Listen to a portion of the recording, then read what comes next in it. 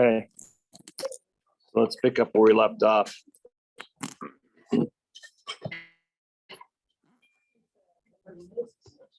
So look about right. So we just got done talking. We were talking about the fluid mosaic, and then we kind of talked about the mosaic part of it. And now we're moving into the fluidity part of it. So the last thing we talked about was the cell fusion experiment. That sound about some kind of close. So just kind of as just don't pay attention to me. I'm obviously on the mend from a household full of illness, which I had to wait until like Saturday to get it. No, I couldn't get it at the beginning of the break. I had to get it like right at the end of the break. So I had to feel like a load of crap coming into work. But anyway, it is what it is. Each day is progressing, but out of an abundance of caution, don't expect me to get anywhere near you guys. So I'll probably mask up. The only reason why I'm not masked up now is because you guys are fairly far away from me at the moment. But I'll probably mask up for lab, but I'll still probably stay away from you guys. So let's take a look at fluidity. So a couple of things that we already know about fluidity, right? Because we learned about these already in the previous chapter. We already know that we can mess around with our fluidity by mixing and matching our saturated and our unsaturated fats, right? So we can either make our membranes either very solid, if we have lots of saturated fats in them, or very fluid if we have unsaturated fats in them. And so when we're talking about phospholipids, we use that to our advantage, right? That was that margarine effect thing that we talked about. And this is kind of where it comes into play. Remember, I said that we're not just sort of playing around with the margarine idea just for kicks and grins, that it actually has an application. Well, this is the application, right? So when you're developing your membrane and you want a certain integrity to that membrane, then you have to be very strategic about how you pick and choose which sorts of fatty acid you put into your phospholipids, because it's going to affect the fluidity of your membrane. And that there's a couple of things that goes into that, right? That's a bit of a problem, perhaps, with that. So first of all, we can mix and match saturated fats and unsaturated fats and get a nice sort of midpoint fluidity, right? So our membrane has a little fluidity, so things can move around in it, but it's not so fluid that it's kind of just runny and stringy. But here's the problem. Last time I checked, temperature has an enormous impact on lipids, right? So even your saturated fats, if you increase temperature, it makes them runny, right? So it affects their fluidity. So there's a problem there, isn't there? If you're going to be basically building a membrane and you have a certain solidness to it, well, you would like to be able to live in temperatures that are a little higher than room temperature, right? Which is like early 20s, 21 to 22 degrees C, roughly, right? Most of the world isn't wired at that. Matter of fact, we know that because as soon as we go outside, we know it's not 21 degrees C, right? It's either really, really cold, which if you're a lipid means you're going to be setting up solid, right? Or it's really, really hot, which if you're a lipid means you're going to be melting. Well, that's a problem, isn't it? If you're going to be made out of a lipid membrane. So one of the things you have to be able to do is you have to be able to sort of buffer this sort of temperature effect and sort of keep your lipids from melting in heat and solidifying in cold. And what you do for that is you add cholesterol to your membrane. So cholesterol basically stabilizes the membrane, essentially buffers the effect of heat or the effects of temperature on the membrane. This is the reason why, we said you have to eat some cholesterol, because cholesterol is a necessary component of your membranes. If you don't have it, then your membranes aren't going to be stable enough to be able to do cellular business. Okay. So having a little bit of cholesterol in there, you don't need a whole lot, right? But having a little bit of cholesterol in there helps to sort of cut off these polar extreme tails, right? So if it gets hot, you're not going to just completely melt because your cholesterol is going to be holding you together. And not only that, but if it gets cold, you're not going to set up like a brick of lard, right? Because your cholesterol is going to resist that. And the reason why cholesterol works that way is because if you look at it, your saturated and your unsaturated fats are fatty acids, right? They're those long carbon tails. And so they pack either closely together or not, depending on whether they're saturated or unsaturated. But cholesterol, even though it's a lipid, is a completely different structure. Remember, we use that 4 fused ring structure, which means you can heat cholesterol up all you want, and it's not going to melt. It's not going to respond the same way to temperature because it's got a completely different structure than fatty acids do. And so that's how we use it. So now that we kind of have this sort of idea of mosaicism and fluidity, now let's go ahead and take a look at functions, right? So you obviously have a bunch of proteins out there. They're doing a lot of stuff. And so the question is, what are they doing? Well, these are the tasks, the functions that we see them doing out there at the membrane. So you have transporters, which are basically just moving things in and out of the cell. You've got enzymes, which basically are doing some sort of a chemical reaction. You have cell surface receptors, basically any kind of a protein that is designed to grab onto a molecule outside the cell. That's a cell surface receptor. You have identity markers, right? So glycoproteins, for instance, these are your cell surface identity markers. It sort of betrays you as, say, a liver cell. So you have a specific type of cell surface protein out there. Adhesion. So these adhesion proteins, we talked about those, the end of the last chapter, right? So the tight junctions, the adhesive junctions, and then the gap junctions.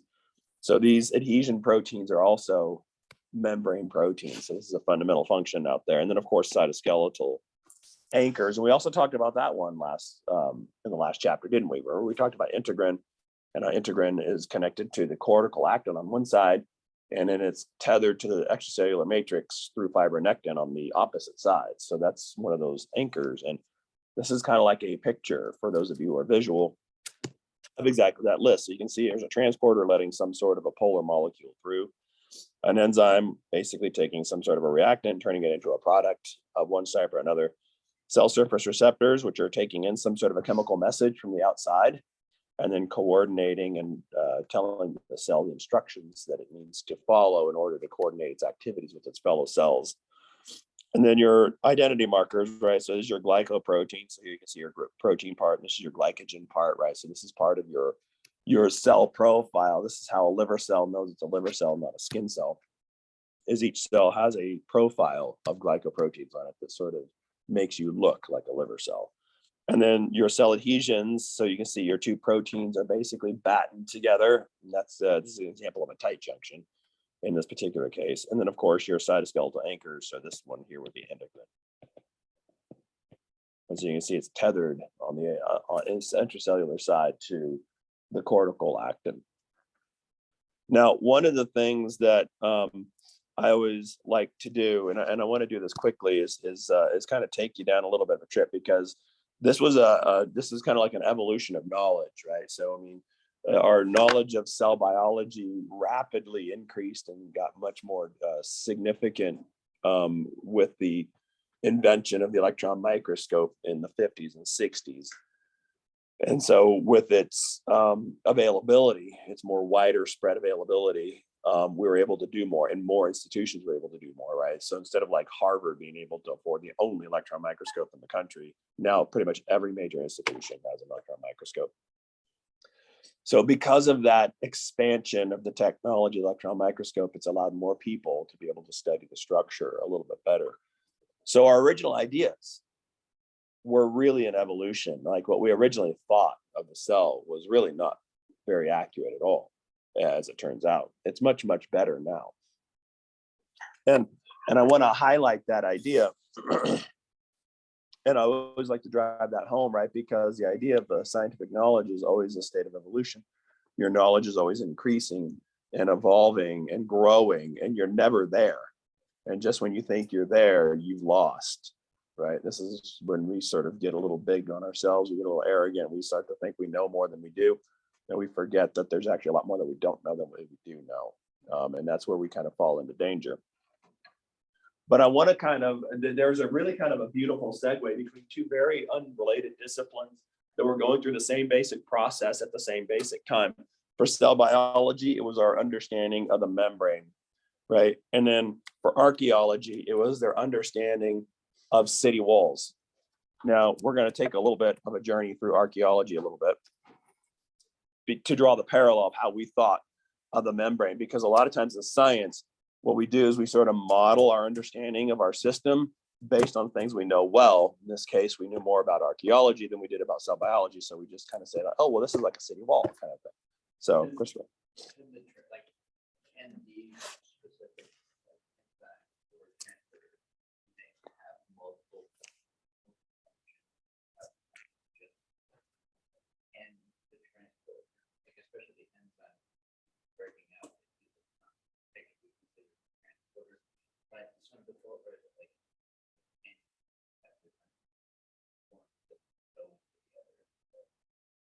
You mean like can an enzyme sort of move into this direction, that sort of thing? Yeah, sure. I mean, well, there is a lot of line blurring, right? I mean, there's a lot of collaborative effects here. For instance, like a cell surface receptor may be receiving an initial signal, but then it may also have an enzymatic role too. And that's what there's actually a specific type of receptor called a tyrosine kinase, or receptor tyrosine kinase, which has a couple of domains on it. One is a receptor domain where it receives a signal, but then it also has a kinase activity, which is basically adding a phosphate to a molecule. So it's kind of got a dual role. So you can't have dual role, but they tend to collaborate together. So back in the day, because this is kind of what, because it's kind of like the whole rafts on an ocean sort of a thing, right? That's how we see how that kind of had to get updated, because there's obviously a lot more than just a raft out there floating around on infinite ocean. It's more like a busy marina. So we had to update our knowledge on that one. This one also needed to get updated.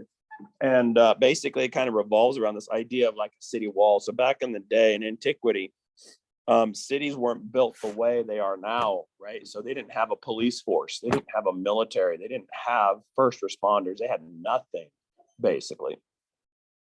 So law and order was really your law and your order.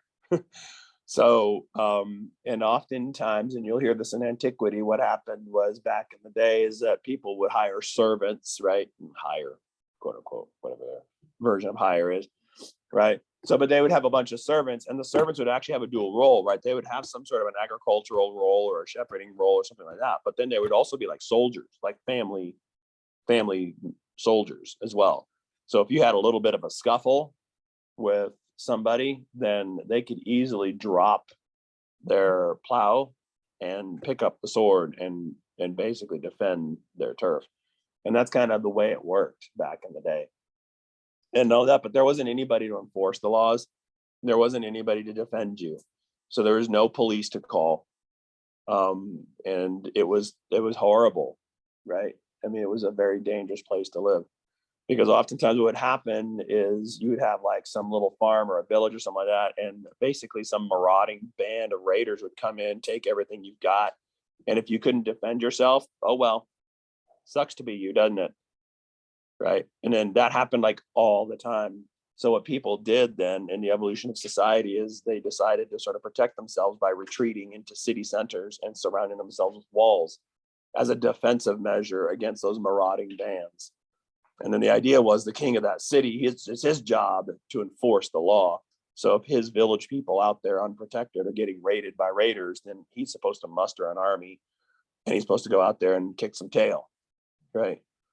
But the idea of a wall was something that was very defensive. Now, as it turns out, they're not very effective, right? Just ask the Chinese how well their wall worked. Not at all. The Mongolian hordes still found their way in, and pretty well obliterated them. Have you heard about that? No. The Great Wall. Yeah, it's a fascinating thing to do, but it just doesn't work. Christopher, you had your hand up. Yeah, you're like I forgot. If it comes back to you, just you said, right? So that's kind of how we thought of this, right? So we thought of the membrane as sort of like a city state, right? So all of the stuff that's going on, all of your commerce and stuff like that is going on inside the city. And you've got this little defensive barrier around you, like this membrane protecting you. And that's kind of the way we thought about it. So what happens if you're kind of like one of these poor little lonely schmucks out there in the countryside? You know, what if you needed to come in, like if you're a farmer and you need to sell your produce? Well, what you need to do is you need to come into the city, right? And we thought of it as like, okay, come into the city and then interact with all of our markets and our systems and our economy and all that sort of stuff, and set up shop and sell your wares. But the idea is you had to come into the city to do that. And literally the only plan that the wall ever came into it was just purely just to cross it, right? So it's kind of like this idea where you had this brick wall, you had a doorway in there, a gate, right? That was largely just an impenetrable door. You might have a garrison of troops in there that just kind of hang out there, right? It's kind of helpful to have some troops hanging out there to sort of monitor the door in case a bad guy gets in. But they can regulate traffic and kind of do this, you know, customs check, and it's like, are you legit or not, that kind of a thing. But basically, it was a defensive barrier that had to be breached in order to come in and do your commerce. And that's the way we thought of the cell. We thought of the membrane as just this defensive barrier with very little going on there except for defensive things, right? So you would imagine maybe some of the structure of the wall would be like, you know, just stuff that an army would have to have, right? Like maybe there might be a little alcove or like a little a room there just so the soldiers can have a place to rest if they're, you know, if they're kind of taking a little bit of a break or something like that, if they're sort of switching out shifts and things like that. But it's all related to the defensive capacity. But here's what happened in archaeology. We noticed that walls evolved and some walls got thicker and some walls actually became more complex. Like for instance, some walls you would have an outer wall and you would have an inner wall with kind of a no man's land in between the two. That's the way the Berlin Wall was structured, actually. And that's the reason why it was so difficult to get across the Berlin Wall, is because if you got stuck in no man's land, they had shooting towers, not guard towers, shooting towers. The guards would sit there with rifles. And if you got caught in no man's land, then you were a sitting duck. You just basically got picked off. Okay, so it was an ugly business. But here's what we noticed, though, in some of these bigger wall systems, what we noticed and what we dug up archaeologically is this kind of huge, like this complex gate. And it had all these like little rooms in it.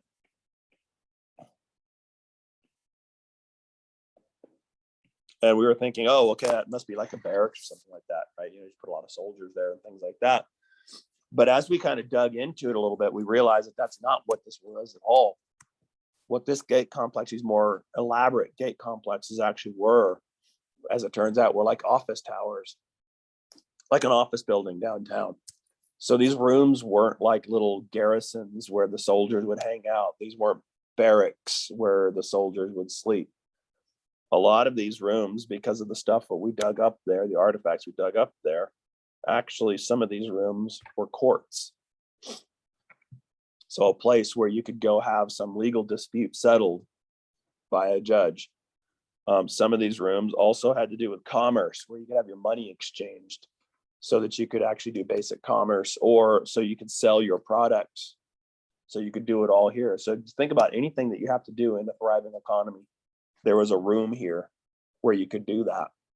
So really then, if you were somebody who had to do business with the city, with this elaborate gate complex, this office tower, you actually never had to go into the city at all, because you could do all your business right there at the city wall in this massive gate complex.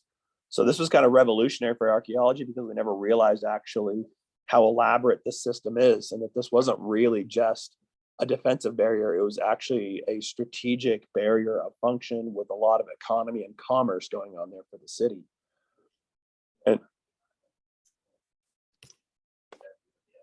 exactly, right. So the fewer people who have coming in, the more secure the city's going to be, because they can do all their business right there at the city wall.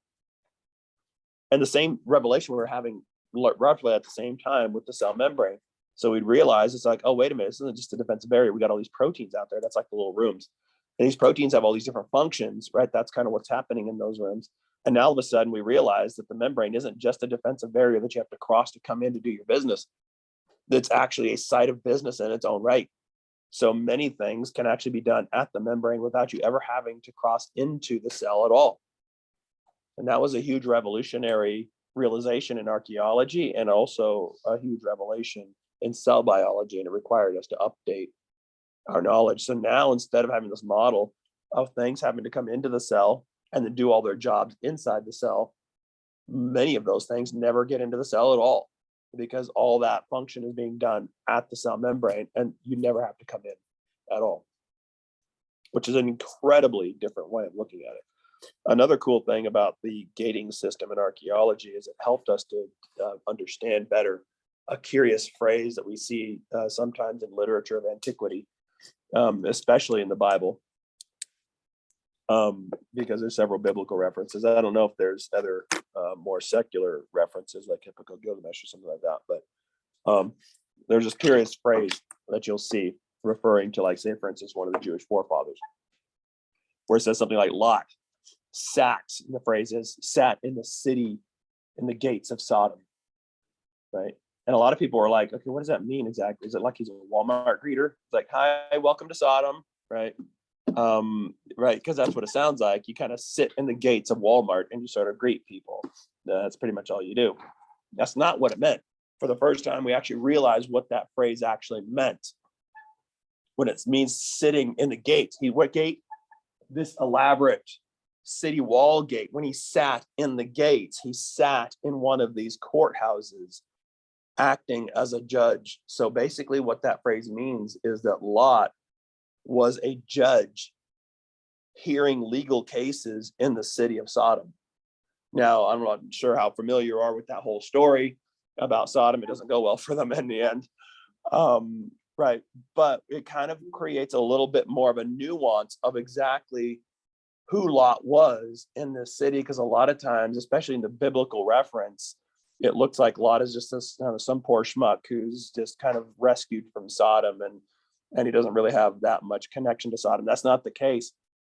When you hear that phrase, he sat in the city gates of Sodom, that means he was a judge, which means that the inhabitants of Sodom saw him as a civic leader. He was a leader. He was a judge of the area. So you don't put somebody in charge of your legal disputes unless you trust his knowledge and his wisdom. So he was a civic leader. He wasn't just some outlier nobody in Sodom. He was like a central part of the life of Sodom. And so that kind of puts a slightly different hue on that whole story. Go ahead. Well, you answered my question I was going to ask, but have you ever seen the Last Temptation of Christ with Willem Dafoe? Sodom's in that movie, right? Is that the beginning or towards the end? Been a while since I've seen that, actually. I don't remember. Yeah, I don't remember, because I always get that one. Yeah, it kind of goes back and forth, and I always have to rewatch them to kind of get my head separated on it. It's been too long since I saw that one, and specifically. Okay, so ultimately, then, when you have this sort of all these different functions out there, you're going to need to basically embed your proteins into the membranes themselves, right? So you have to have a mechanism to do that. But not every protein that's working at the wall, if you will, is going to be embedded in the membrane. That's what's called peripheral proteins. So they're associated, but not embedded.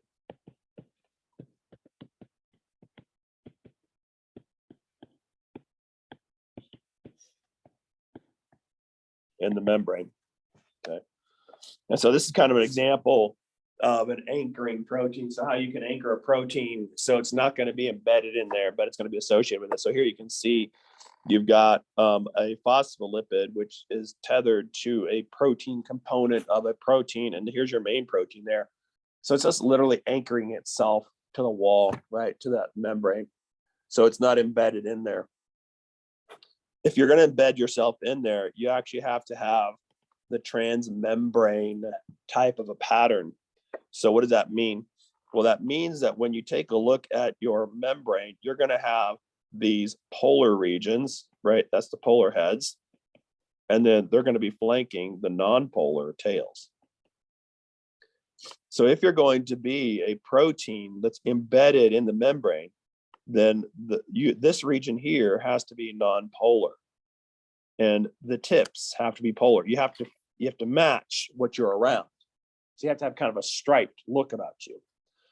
And the transmembrane domains are what gives you that striping.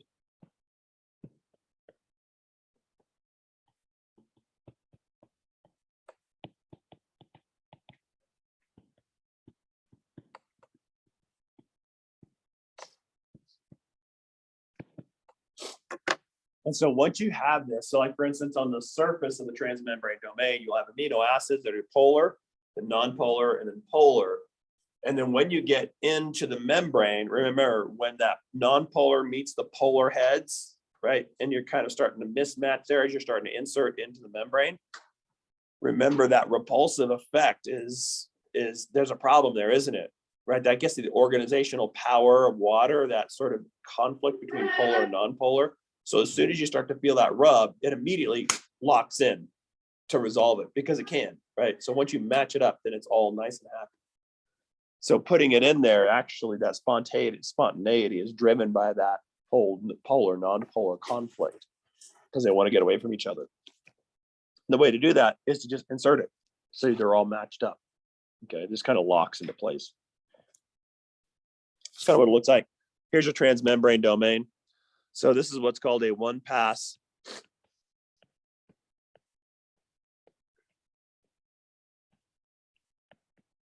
transmembrane domain. So you can see here, this is your polar region here, the red part. This is your non-polar region. You can see how basically just kind of inserts right there and matches itself with the lipid bilayer. This one here is 1, 2, 3, 4, 5, 6, 7. So this is what we call a 7-pass transmembrane domain. So you can see it's basically inserted itself. There's 7 of these things that it inserts itself into the membrane itself. And different transmembrane proteins will have different numbers of transmembrane domains, but they all have to have at least one transmembrane domain. It depends on the size and the structure of the actual protein itself. So you can imagine then that if you basically have these transmembrane domains and you're sort of inserting them into the membrane, if you insert them in like a little circle, like a little barrel, you can create a pore, like a little opening, like a little hole in the membrane. And that's exactly what we see. So when we arrange these transmembrane proteins in a kind of cylinder of sheets, these beta sheets, which is another structure, we can form what's called a beta barrel, which is basically is this kind of barrel-like hole in the membrane. And this allows, the reason why this is important is because it allows polar molecules to pass through. So it's created a little tunnel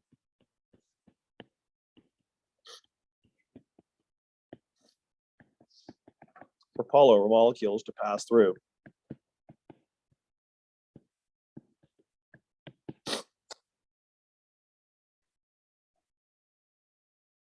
And so the inside of every pore is going to have sort of a habitable space for polar molecules. So it's going to be a happy place for them. Okay. Just like Eisenhower Tunnel has been sort of spiffed up for us, and it looks nice inside there, right? Got lights in there and a little catwalk, and it's that's not what it looks like normally. We had to spruce it up a bit. Yeah, because if they didn't do that, then what you would be seeing is the inside of a mountain. And I can trust nobody would want to go through that because it would look like the mountain's about ready to fall on you. Right. So it would be a little unnerving to see it, just a bunch of bare rock. And it's like, is that going to stay there? Right. So that would be a little unnerving. So that's the reason why they spruce it all up for us and make it all look nice and tidy so that we don't, so it's habitable for us. Okay. This is what your beta barrel looks like. So you can see these like sheets of beta sheets, and then these little amino acids on the inside that make it habitable for polar molecules. And then of course your polar molecule can go straight through. It's like a woven basket, essentially. And so the other thing that I want to do is now kind of we're going to be moving toward talking about transport. And transport, even if though we have like a lot of functions out there, the one we're going to be talking about for the rest of the chapter is transport. And what I want to do is I want to sketch this out because there's three major types of transport that we have. But what I want to do is I want to sketch this out according to some energetic principles as well. So the first one we're going to start off with is passive transport. And then we're going to talk about active transport.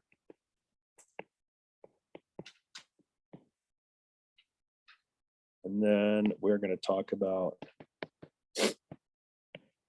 bulk transport. So passive transport is the movement of molecules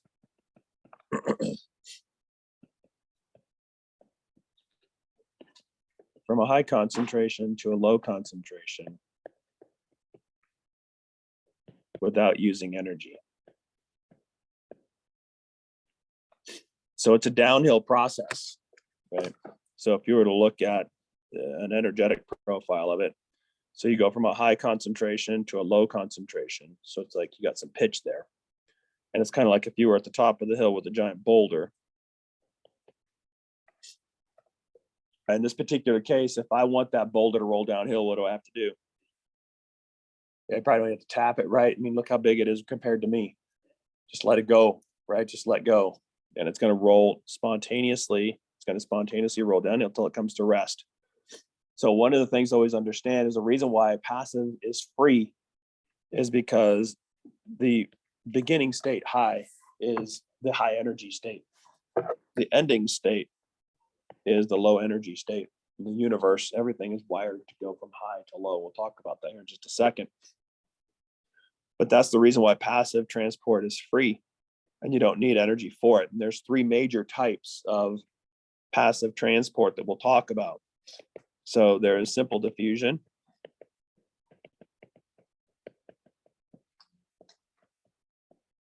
which is the movement of small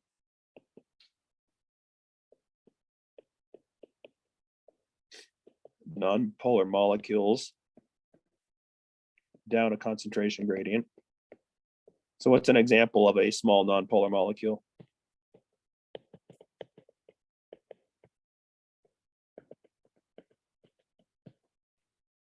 You're breathing one. Oxygen, right? And also CO2, right? CO2, hydrogen is also nonpolar. But there's also another lipids. Those are also nonpolar, right? Like a steroid, for instance. How about estrogen or testosterone, right? Our sex hormones that are responsible for building our secondary sex characteristics, our adult bodies, right? So those can freely pass through the membrane because they're nonpolar, right? So like the estrogen receptor is not some big receptor hanging out there on the surface of the cell like this. The estrogen receptor is actually inside the cell. Why? Because estrogen, which is a lipid, it's a steroid, can freely pass through that lipid membrane. Okay.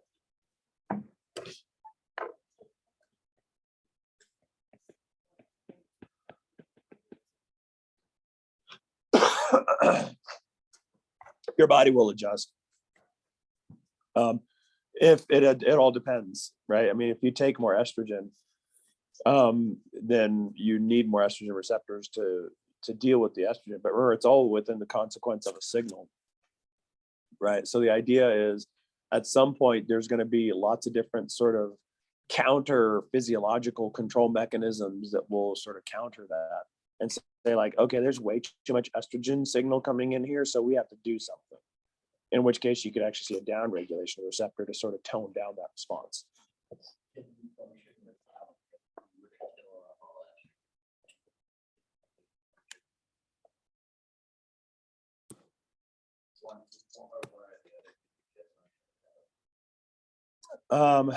No, because estrogen actually has a lot more, it does a lot more than just the secondary sex characteristics. Same thing for testosterone. I mean, like, we think of them as secondary sex characteristics, but testosterone doesn't think of itself as a sex hormone. It thinks of itself as a bodybuilder, right? So it builds body tissue.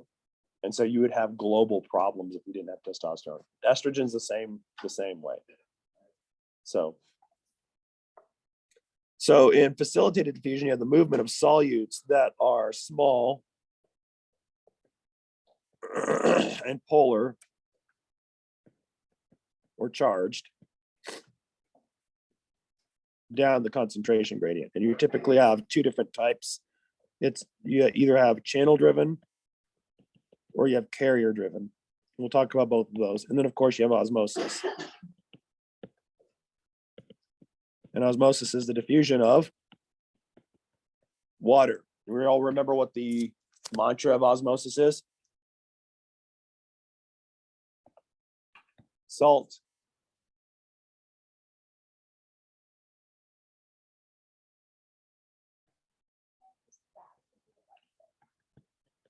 Salt sucks, right?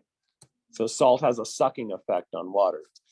And that's actually, in order to, osmosis can be tricky for students a lot of times to really wrap their heads around.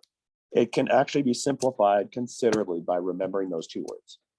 Everything water does can be roughly wrapped around and encapsulated in those two words. Salt sucks. If you're trying to understand what water is doing for a living. Okay, go ahead.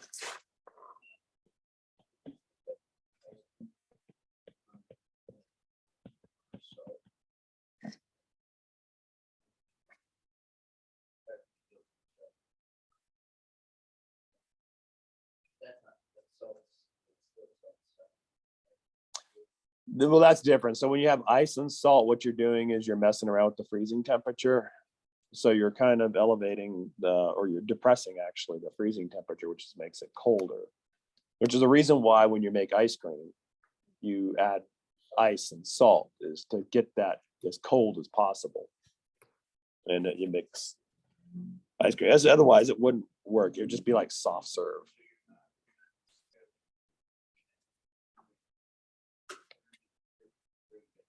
I mean, water still is, so in that process, water also is still doing its osmosis thing. But the osmosis thing is probably considerably less extreme than what's going on with the freezing point situation. There's like a lot of different things. It doesn't just like say, oh, I'm going to deal with my freezing point right now, so I'm just going to turn my osmotic self off. It's all happening at the same time. So there is an osmotic thing going on there because of the salt. And then there's also a freezing point depression because of salt. But usually when you have salt and ice together, it's not osmosis that you're usually thinking of. It's freezing point depression. That's usually what's happening. So active transport is the movement of molecules from low concentration to high concentration with the use of energy. And you typically have two different types. You have ATP driven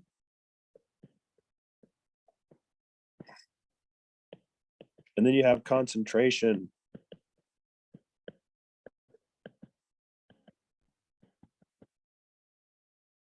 concentration gradient driven coupled transport.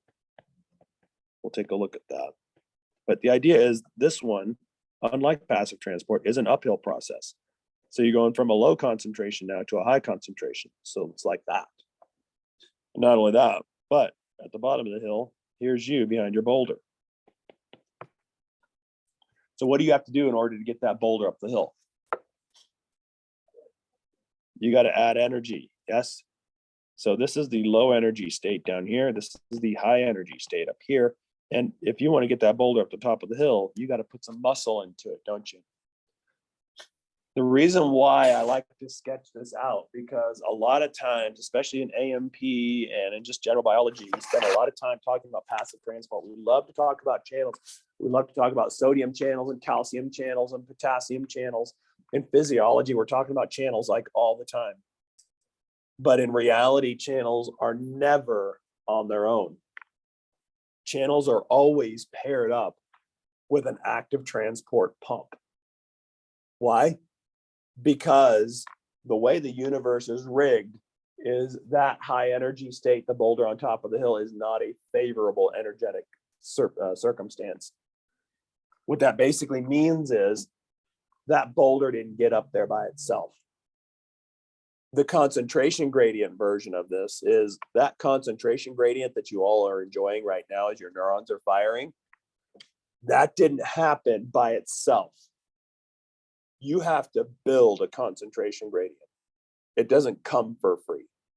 So wherever you see a concentration gradient, like a sodium concentration gradient or a potassium concentration gradient or a calcium concentration gradient, there are pumps that have to build that gradient.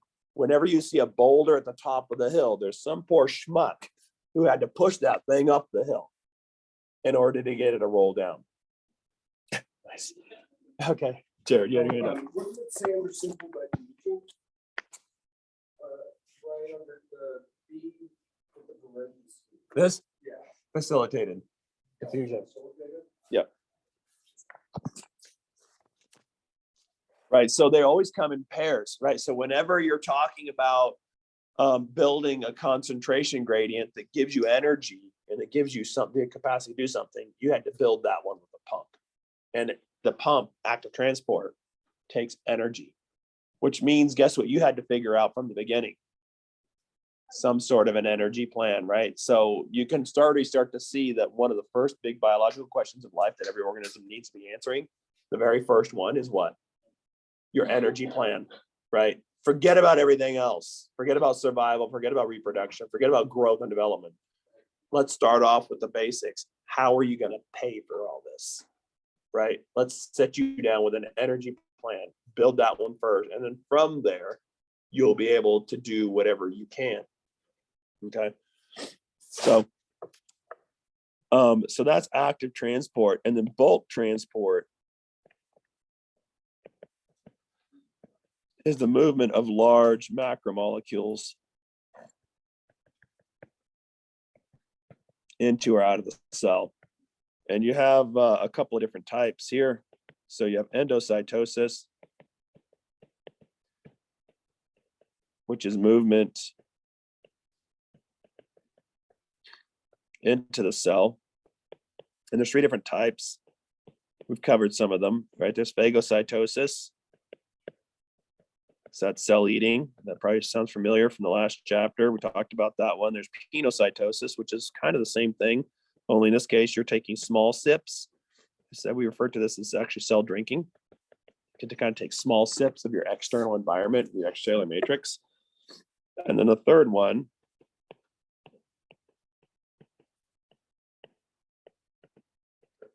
is receptor-mediated endocytosis. Yes, Christopher, go ahead.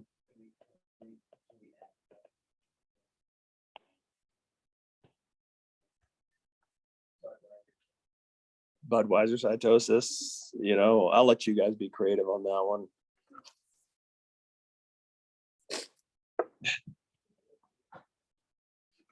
Yeah, the hard drinking cell, right? What? Receptor mediated endocytosis. Endocytosis? Phagocytosis? No. Endocytosis. Yeah. Movement into the cell. Yeah. Last one is receptor what? Mediated.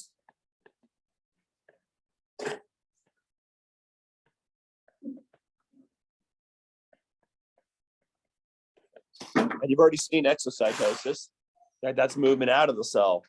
Because remember, you saw the secretory vesicles of the secretory pathway when they fuse with the membrane and they turned inside out. That's exocytosis. The reverse of that, right? When you kind of suck in a little bit of a membrane, you kind of touch the shoulder and you pull it in. That's endocytosis. Okay. So go ahead. Yeah. You guys are like, stop. I'm sorry, what was your For passive and active. Just the movement of large molecules into the cell? Or out of the cell. In and out of the cell? Yep. Right. Because in is endocytosis, out is exocytosis. Also.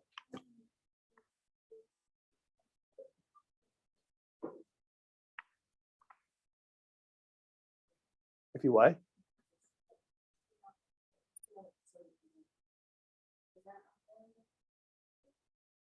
No.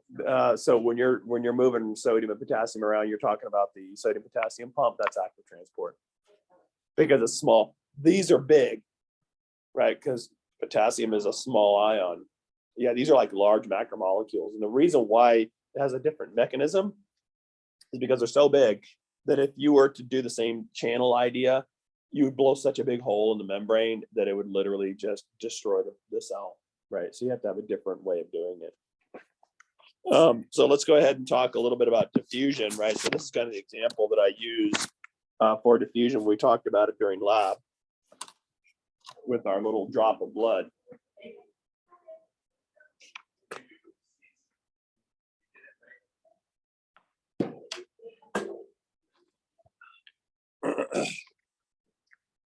So here we're taking a little drop of blood, putting it in a beaker of water. So if you take a look at it, right, the drop of blood is going to have a high concentration on the inside. Yes, that's where the high concentration is. So here's your high concentration. The rest of the beaker out here is going to be your low concentration. And it's really low, right? There's nothing out there. It's just pure water. So your low is really low. So it's a pretty steep gradient right now at the beginning, isn't it? So if you connect those two, it's a very steep incline. And so this is kind of where you get that faster diffusion, right? So the steeper your concentration gradient, the faster the rate of diffusion. So you can actually control the speed of diffusion by determining how steep to make your concentration gradient. By the way, since we don't get these concentration gradients for free, we have to build them. This represents a powerful control over what's going on here. What if you don't want it to be that steep? Well, it's easy. You're the one who built it. Just build it a little shallower. So if you don't want it to go that fast, then tell your pumps to like build it a little shallower and it's going to go a lot slower. So you are the one in control of building this concentration gradient in the first place. So you can build it however you want. So that gives the cell an enormous amount of control over how quickly and what the speed of diffusion should be for whatever that particular process is. Now, as time goes on, you can see you still have a clear high and a clear low, but it's starting to shallow out a bit now, isn't it? So the high is still high, but the low doesn't look like it's as low as it was before because there's some stuff in there now, right? So you got a little bit of a shallower pitch now. And then eventually here, your concentrations are equal. So you have absolutely no flow. So this is your equilibrium state.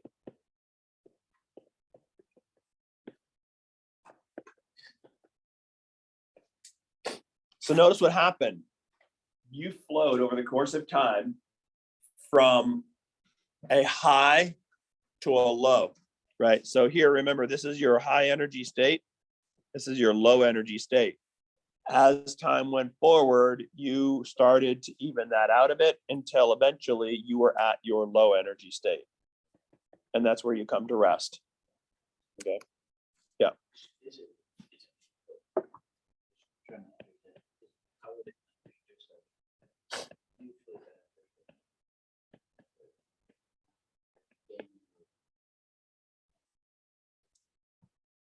Equilibrium? Yeah.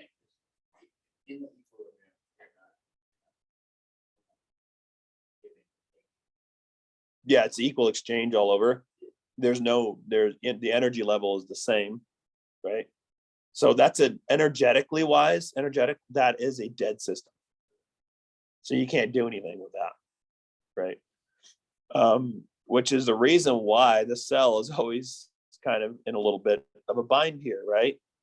Because remember we talked a little bit about that whole tension resolution thing. We kind of went through a little musicology lesson.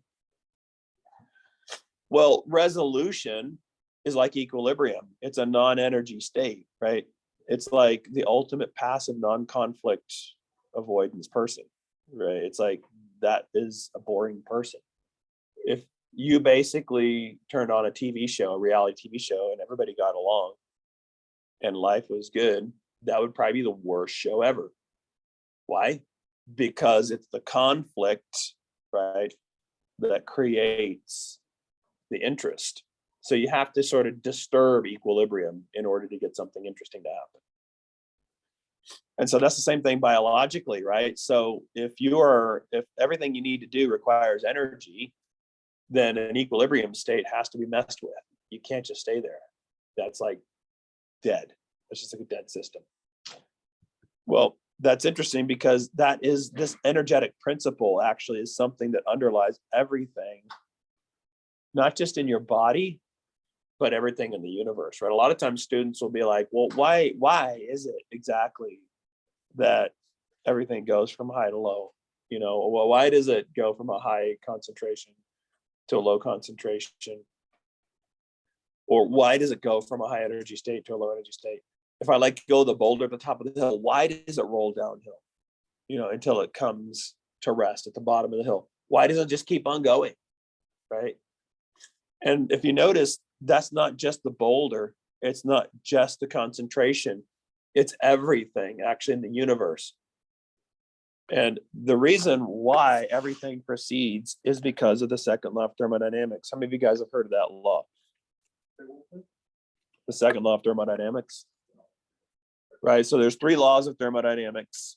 The second one, we kind of talked about the first one a little bit, actually in the beginning of chapter 4, when we said that energy is neither created nor destroyed. It just changes form. That's the first one. The second one is the entropy law. And that basically means that all systems in the universe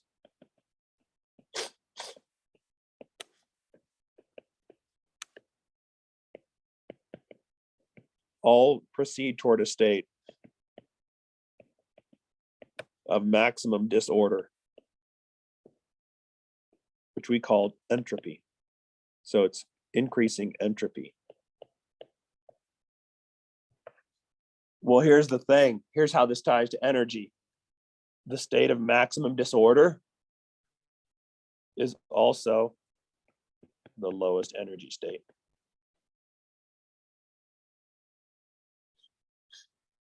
So let's think about this for a second. All systems in the universe are proceeding toward maximum disorder, or the lowest energy state. So when you have a boulder at the top of the hill, it's in a high energy state, unfavorable. So according to the second law of thermodynamics, it rolls downhill. Why? To achieve its lowest energy state. Right. But when you talk about maximum disorder and entropy, this actually gets to be interesting now, doesn't it? Think about this for a second. If disorder is the lowest energy state, and the entire universe wants you to become the most disordered you possibly can, what does that look like for the human body? Is the human body an ordered system or a disordered system? Yeah, it's exceptionally ordered, right? So guess what? You are basically throwing up a double middle finger in the face of the universe, because the universe is looking at you. And it's like, I want to break you down. Right? But guess what? You're not broken down yet, are you? But what do you have to do in order to maintain your order? To increase order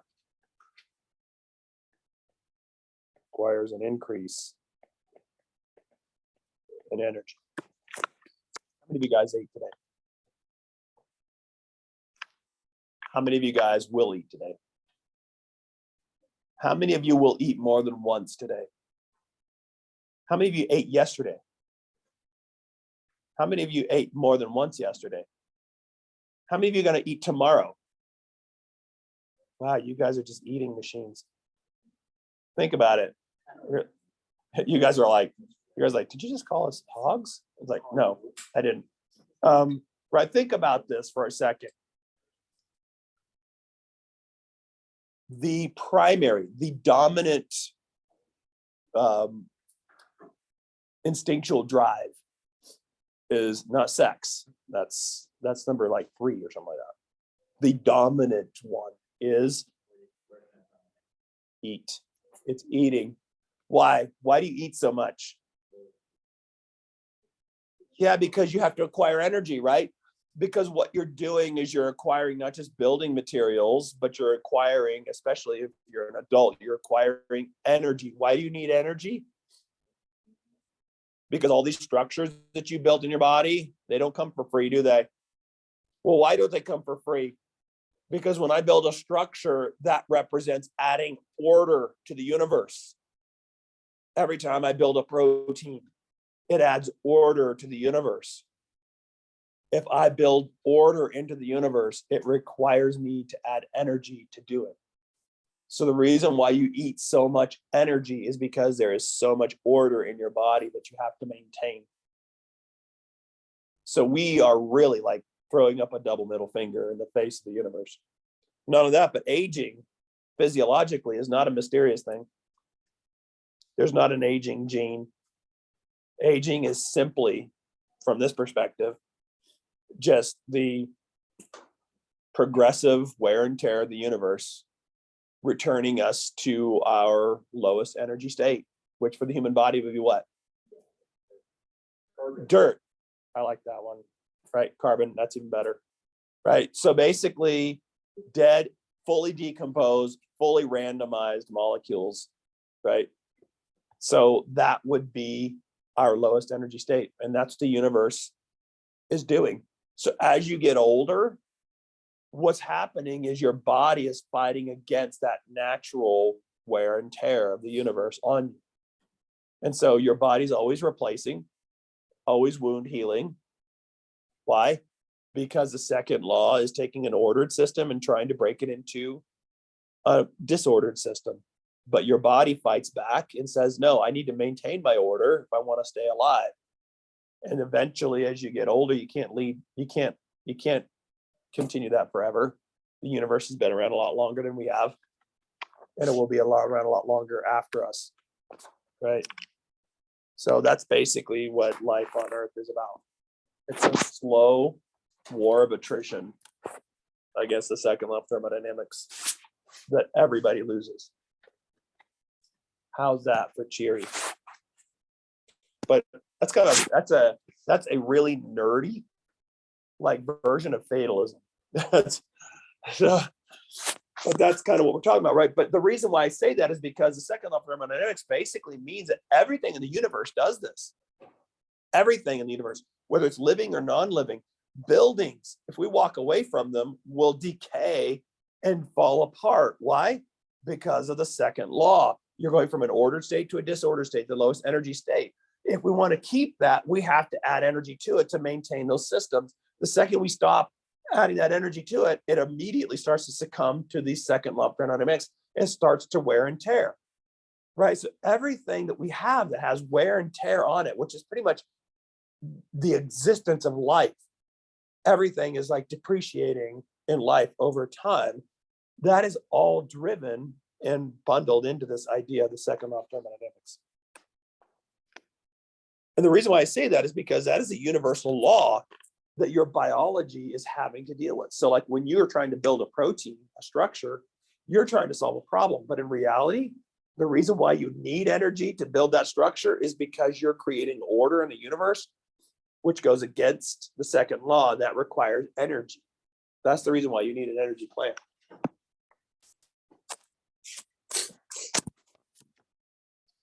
So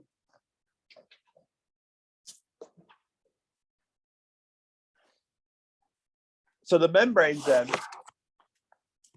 are going to have, they're obviously non-polar, so we already know that, right?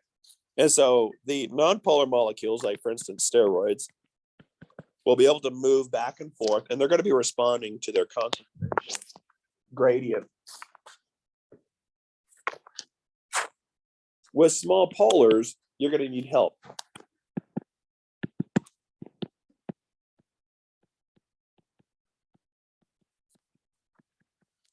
You're going to need a way to get across this membrane because the membrane's not wired non-polarly to be able to let you through. And the bigger you are, or the more charged you are, the harder it is for you to get through, right? So if you're small polar, you might be able to scoochie through, but not if you're big and polar, or if you're charged like a sodium ion. No way, no way. It's like you're coming in and it's like you're on fire. It's like, we're not going to let you anywhere near us, right?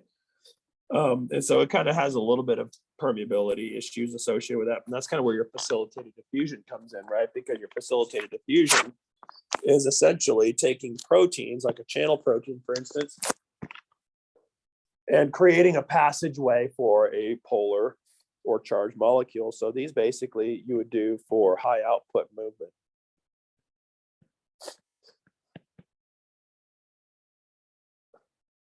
Now, carrier proteins, we don't really have a lot of those in facilitated diffusion because these guys are low output. So normally you have like a channel where you can have lots of flow in there versus a carrier, which only grab one molecule, and then what'll happen is it'll dump it on the other side. And so a lot of times when you take a look at this, it's a lot like moving cars, like in the East. Now, some of you may have come from the East, and in the West, we don't have any of these. But in the East, there are some bodies of water that are too big to bridge across, so they can't build a bridge across it for one reason or another. And so instead, in order to get cars across this body of water, they got ferry systems, right? If you guys ever run into a ferry system, like in the East, right? So basically, it's a big boat, essentially, that has a certain number of slots on it for a certain number of cars. You drive your car on the boat, and they just kind of boat you across the body of water, and you get off and you go drive on the other side. The problem is those ferry systems are kind of like what carrier proteins are like. Imagine if you've got like, a traffic jam the size of Detroit, and like that you're trying to move across this body of water. If all you have is a ferry system, then you're only going to be able to move a certain number of cars across that body of water at a time. And you're going to be limited. You're going to be limited by how many you can carry. So it doesn't matter if you've got like 6 million drivers. That doesn't matter. You can only take like 3 or 4 cars at a time. And so you can't go any faster. The boat can't travel any faster. You can only do 3 cars at a time. So all 6 million people are basically having to wait, right? If you're trying to move people quickly, bad strategy. It's low output. Ferry systems only work on smaller roads because you have less traffic. What if you wanted to move all 6 million people quickly? Well, what you do is you build more of a permanent bridge, right? So you bridge it across, open it up, and then you can let all 6 million people flow through high output, right? That's what a channel is like. You let them all flow through there. This gives you a sense of permeability. Why? Because channels are specific to their molecule. What does that mean? That means a sodium channel is only going to allow sodium channel pass through. It doesn't like pass the potassium pass through, or calcium. Calcium's got its own channel. Potassium has its own channel. So each channel is specific for its own molecule. Okay, so that gives you a lot of permeability. What happens if you want to be less permeable to sodium? Well, just don't build sodium channels out there. That's as simple as that, right? Remember, the cell's the one in control of what's out there in the membrane. So they can put anything out there they want, or they can take anything out there away that they want. So when we take a look at channel proteins, we've got passage of ions, but we don't just want to let things pass through, right? You don't just open up a hole and just let any wild-eyed yahoo come through. You want to have a little bit of control. And by the way, the same thing's also true for your house, right? I mean, you got all these holes in your walls. Some are windows, some are doors.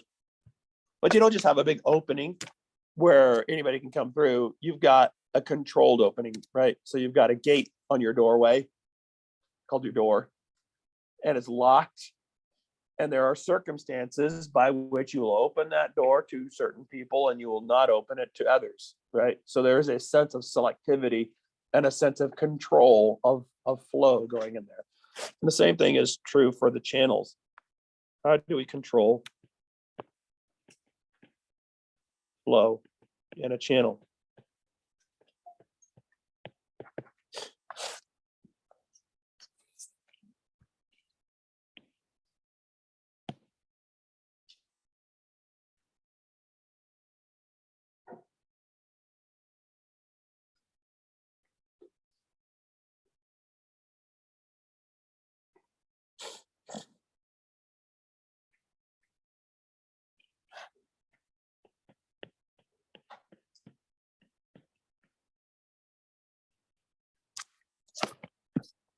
And this kind of introduces a slide that I like to call channelology.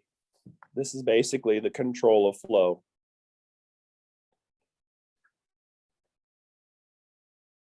In a channel, right? There's 4 main types, and you'll see them in either A and P or various places.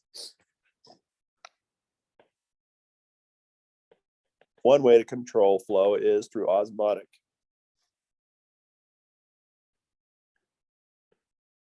Osmotic control. So basically, in this case, you use concentration gradients.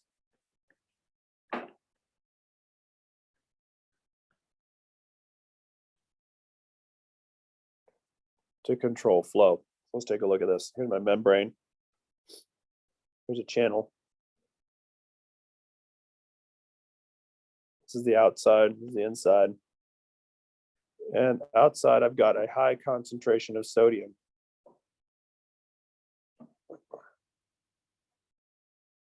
Inside, I've got a low concentration of sodium. So according to this concentration gradient for sodium, which direction is sodium going to flow?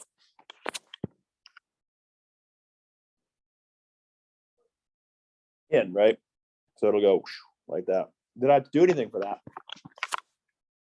All I had to do is build a channel that was hospitable for sodium, and in it comes, right? So notice I didn't do anything. All I did was create a concentration gradient in order to get it to move somewhere. Now let's take a look and compare the movement of water, right? Which direction will water move? So salt sucks, right? So it's going to go out. And notice what I did.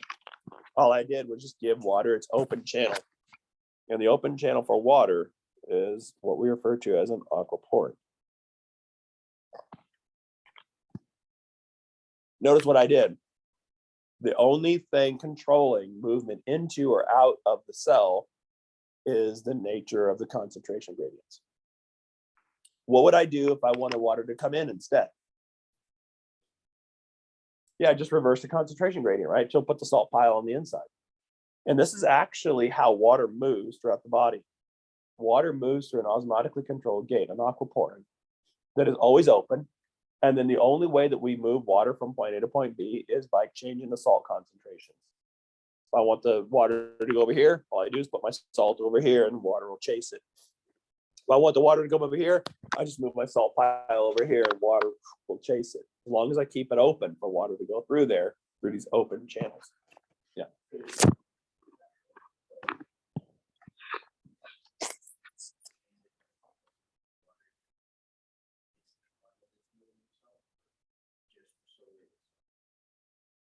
Well, if you want to walk by water, you guys have water chasing that salt. But you can do either way. You could say that the salt is actually sucking the water toward it.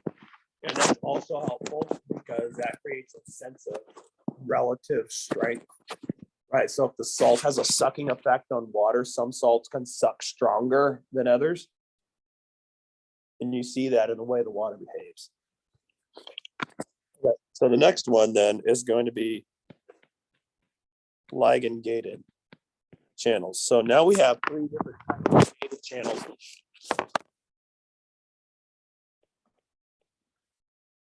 It's essentially where a chemical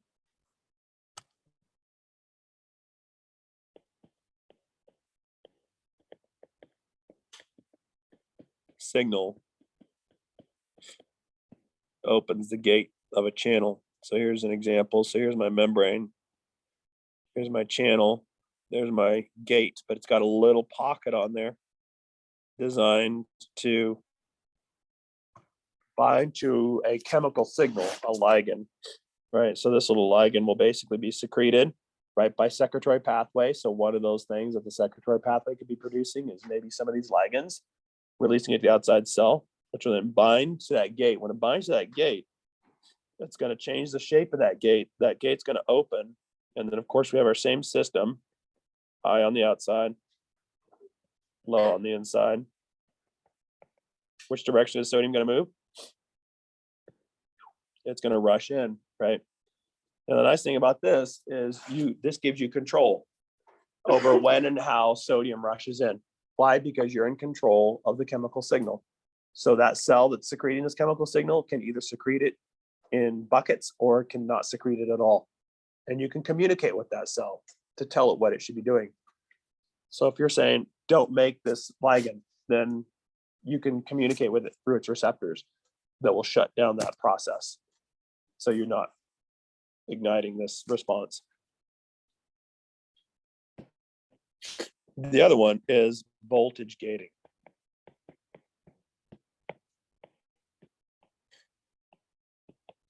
This is basically where a change in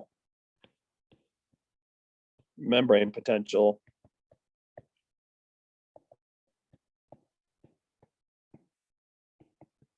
triggers the gate to open. Okay, so first of all, what is that? Membrane potential. Basically, membrane potential is a fancy word for the voltage of a membrane due to the movement of sodium or a positive ion. That's what membrane potential is. So if you take a look at this system, I'm going to start it off with a ligand gate just to tie 2 and 3 together, because it's oftentimes how you see it. So I'm going to put a ligand gate here first, and then I'm going to connect it to a couple of voltage gates.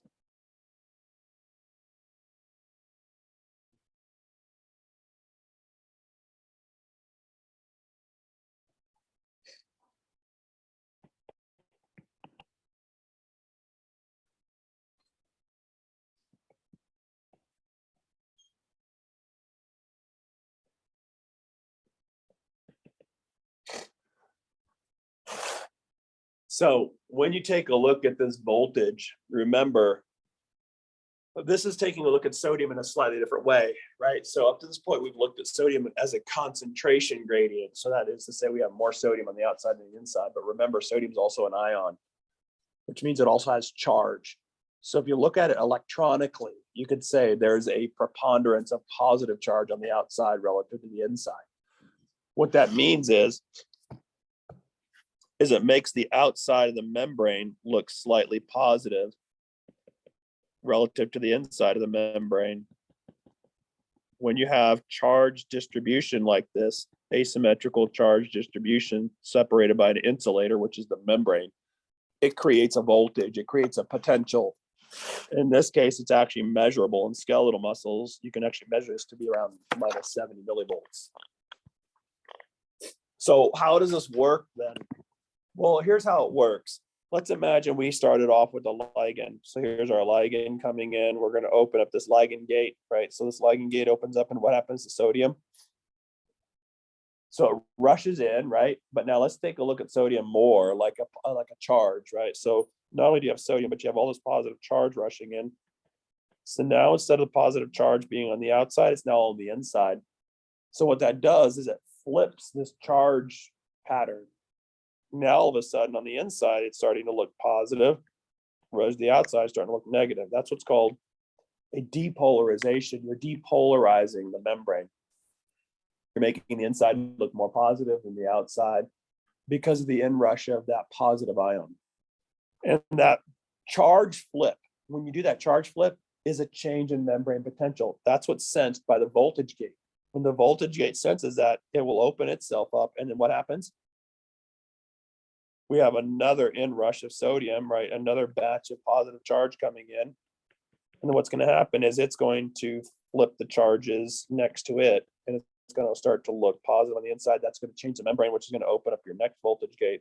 You're going to get another inrush of positive charge, which is then going to flip the charges on the inside. And that's going to be another membrane potential change, which is going to open up the next voltage gate, and so on and so forth.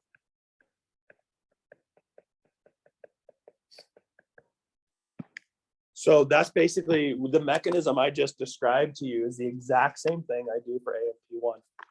What I just explained to you is the mechanism by which your neurons actually send electrical impulses throughout your body. So the electricity in your nervous system is actually founded upon the positive charge of the sodiums. And it's a series of voltage gated channels that open up sequentially like a set of dominoes, tipping one over after another. Yeah. Can you just read, what does it say, the voltage gain? Anything that's in there, a charge, Yes, where change. where a change? Yeah. And In what's the- that? Where a change in membrane? Potential. Yep. So that's the mechanism of that. So just like when you get to AMP1, act surprised when you get there. And the last one is a mechanically gated system.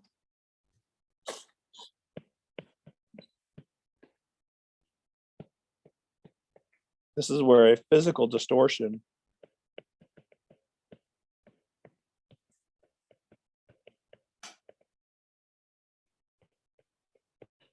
opens your gate. So let's go ahead and take a look here. So here's my channel. And I've got a hinge protein attached to a distortable protein. So here's my membrane coming through here. So if I bend this protein like in this direction, it's going to pull this hinge protein along with it, which is going to pop open this gate, and then in rushes sodium. So it's a physical distortion. So this mechanism is actually something you see in your inner ear, right? So if your inner ear, this is actually how you hear different pitches. So the way you actually hear sound is it's simply just compressed air. That's all it is. Waves of compressed air. That's all sound is. And different pitches will compress the air differently. And as the compressed air, the waves of compressed air coming into your ear, then it starts to vibrate your eardrum, which then pulls on the auditory ossicles, which pulls on another membrane that's attached to the fluid in your inner ear, the endolymph in your inner ear. And it's like a wave machine. So what'll happen is as the air pressure is vibrating, that you're basically transferring the air concussion waves to fluid. So you're translating it into the wave machine.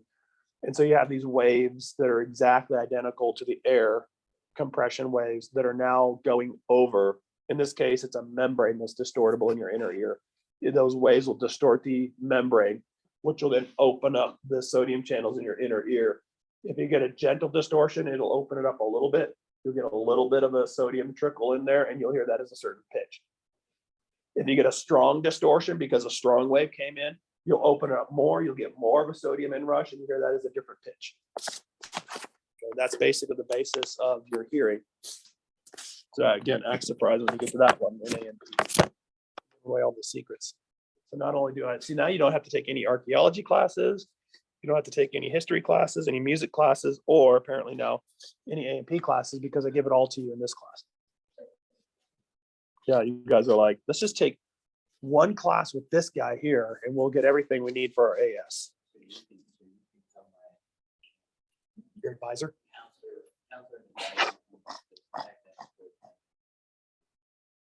Yeah, just tell him that the 4 years, I'm sure we'll be signing on to that one. It's like, just take one class with this guy and you got your entire undergrad. There you go. Right. That'd be nice, wouldn't it? I mean, that would be very nice. Okay. So here is basically kind of your channel, right? So the important thing is you have your high side over here, you have your low side over here. And then you're basically, in this case, you're moving into the cell. But if you want to move out of the cell, all you do is flip it, right?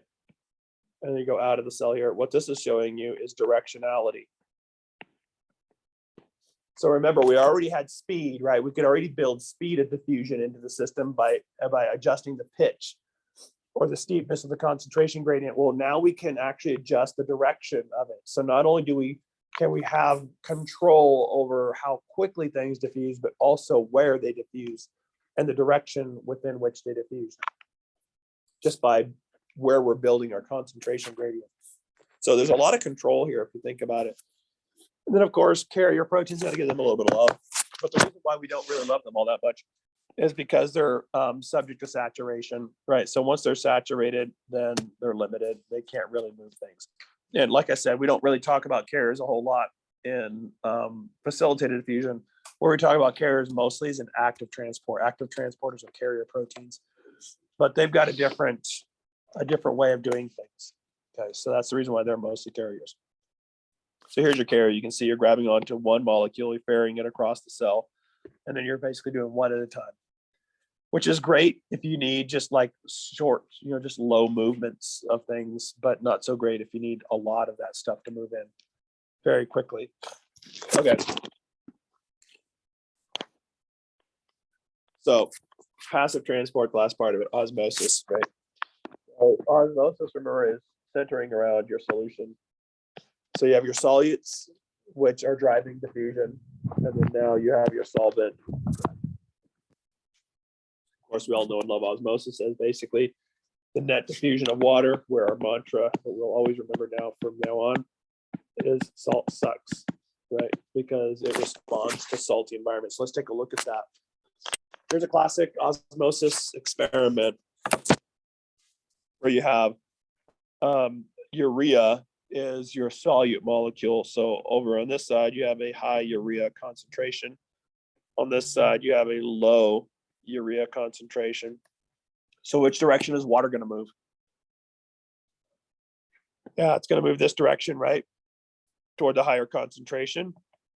And it does, right? So water, so this U-tube basically is separated by a semi-permeable membrane. So this membrane will basically allows water to pass, but not urea. So only water can pass through here. So you can see that water moved to the left. Why? Because you see a disparity in volume. So here's your volume up here versus your volume, which is down here. And now what's happened is after it balances itself out, it has equal concentrations on either side. So the trade-off for getting equal concentrations is you have to increase your volume because you have to take on more water.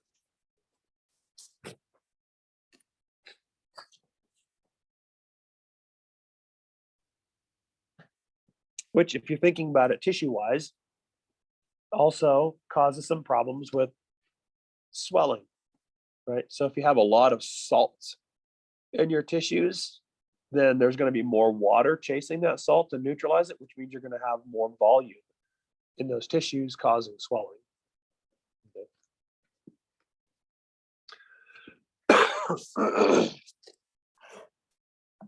So since salt sucks, and since osmosis chases salt, this gives us a couple of tonic environments, right? So tonic means salt.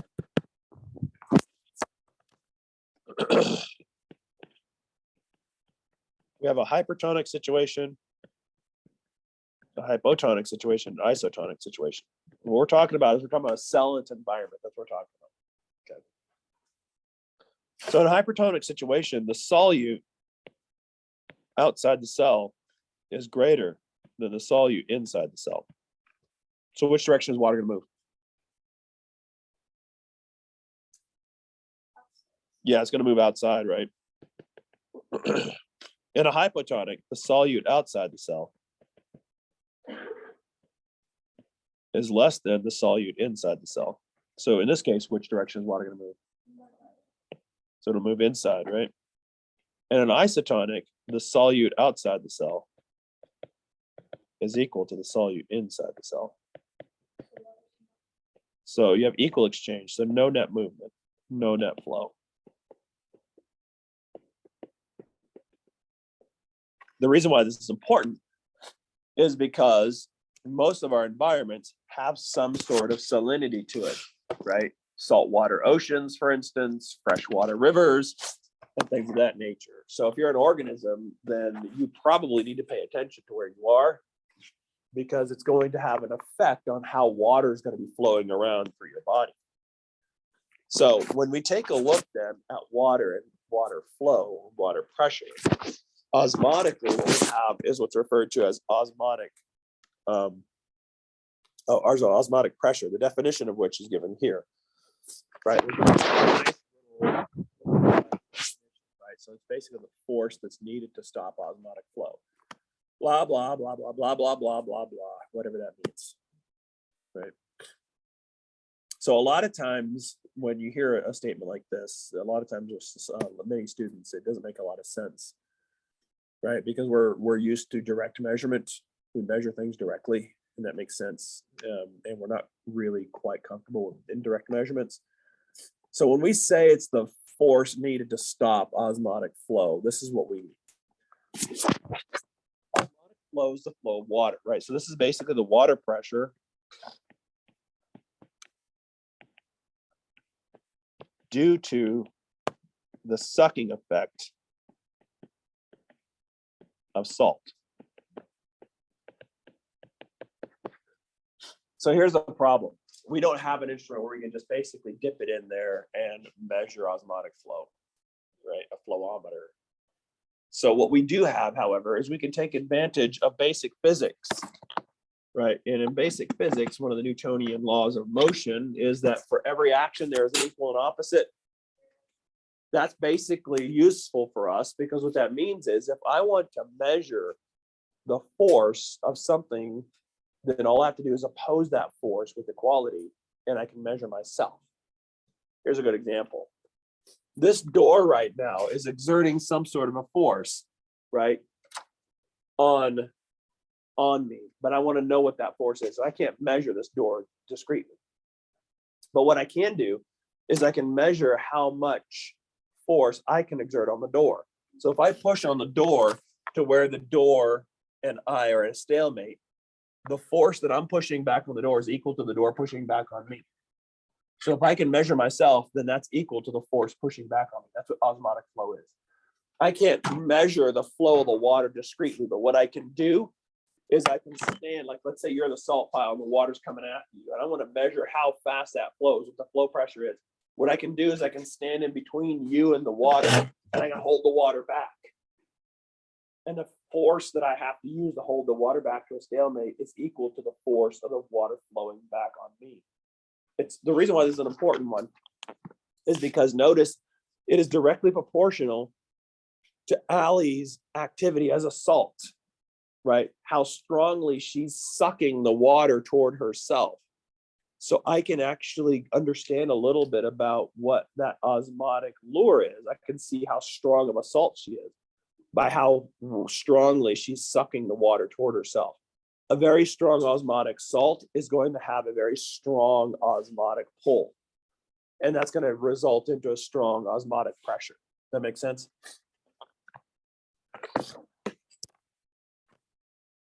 But I like that because osmotic pressure tells us a little bit of something, not necessarily just about the flow of water, but about the nature of the salts that we put in place there. Okay, and that strength of the salt, the reason why that's important is because as a cell, you created that salt pile. So if you have a big whopping strong salt pile there, then that tells me that you are really trying to suck water in that direction, right? That's what you're doing. That's what you're actively doing. So that kind of gives us this idea, right, of sort of these water pressures. And so when we're talking about water pressures and the pressure of the water as it's moving toward the salt pile, it creates this kind of idea of what's called hydrostatic pressure. This is basically the pressure of water.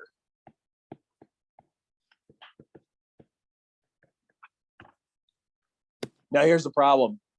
If salt is sucking water toward it, then that means that water has a pressure to it. That means as a cell, you need to balance your water, don't you?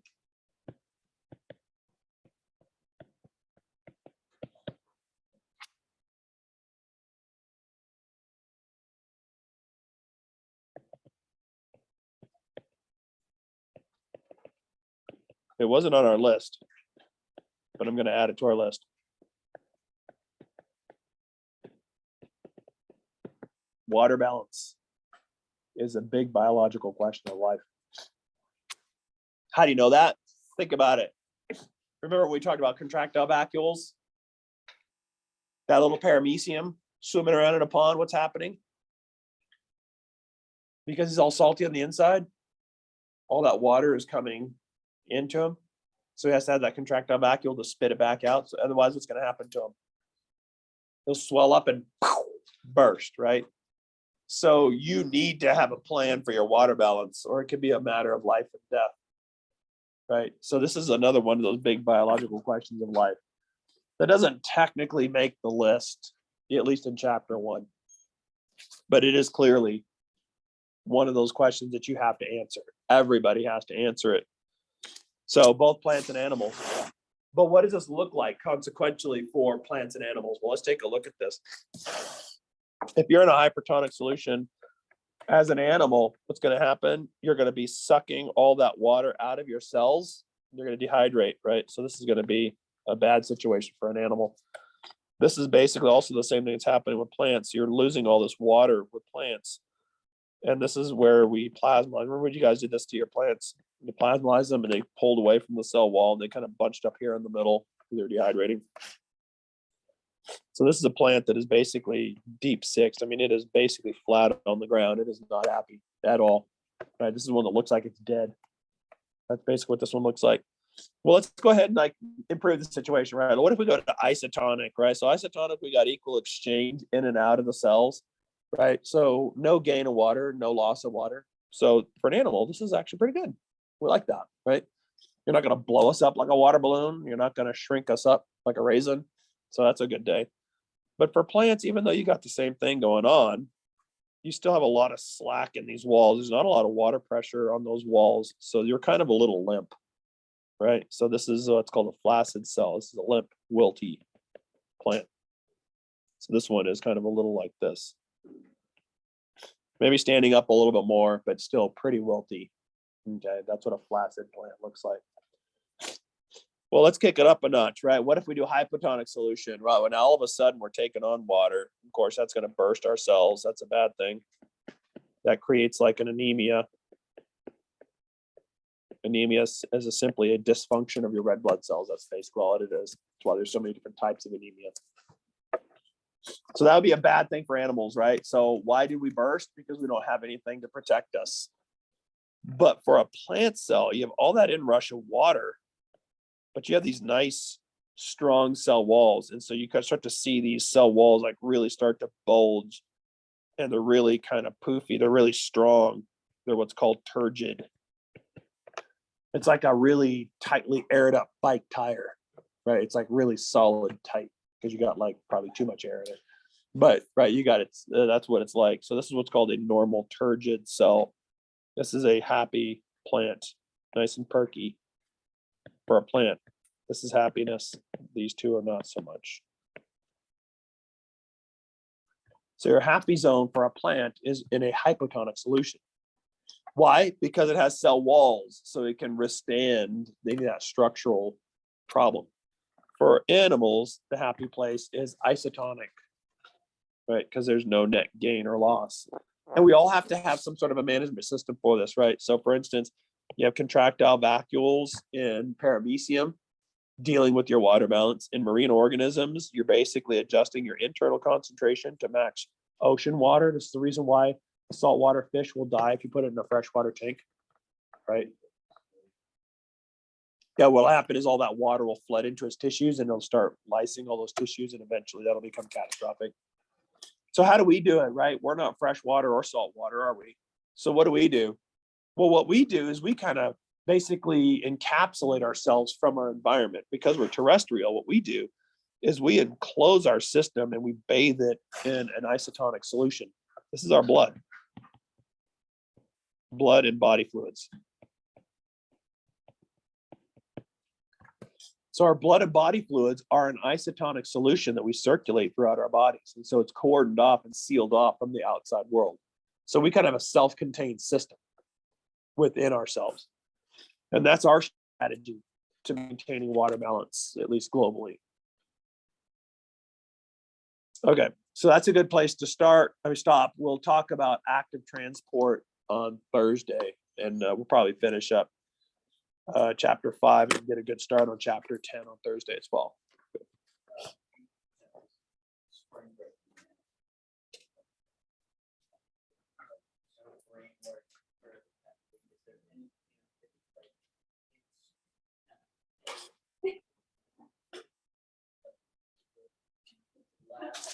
Oh, I mean the one that's coming up in a few minutes. The answer key. So yeah, you won't get an answer key. However, the retrospective is going to be mitosis, and the prospective is today's, which should be genetics.